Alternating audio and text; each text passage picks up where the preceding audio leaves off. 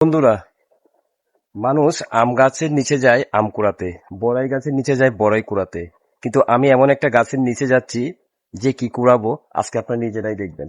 চলেন যাই। হতে পারে আপনারা দেখে অবাক হতে পারেন।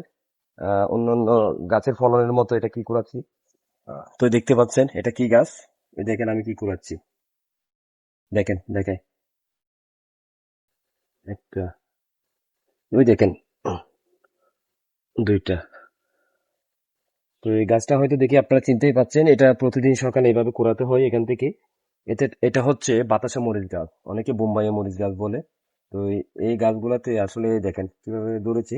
তো এগুলা বড়াইয়ের মতো এবং আপনার আমের মতো ঝরে থাকে, সকালবেলা এসে কুড়াই কুড়াই নিয়ে যেতে হয়। তো ব্যতিক্রম কিছু গাছ না। কেউ হয়তো বিশ্বাস করতেছেন না যে বোম্বাই মরিচ কিভাবে এরকম বোরাই আর আমের মতো নিচে পড়ে থাকে। হ্যাঁ, এটাই সত্যি, দেখেছেন তো, আমি নিচ থেকে কুড়াই করে নিয়েছি। এখানে সকালে আরো অনেকগুলো নিয়েছি, এখন এসে আরো অল্প এই কয়েকটা পেয়েছি। তো সেই জন্য দেখতেই পেরেছেন গাছ থেকে কিভাবে ঝরে ঝরে এই মরিচগুলো পড়ে যায়। তো কারো গাছে এমন হয় কিনা গ্রামে অবশ্যই জানাবেন কমেন্ট করে। ধন্যবাদ।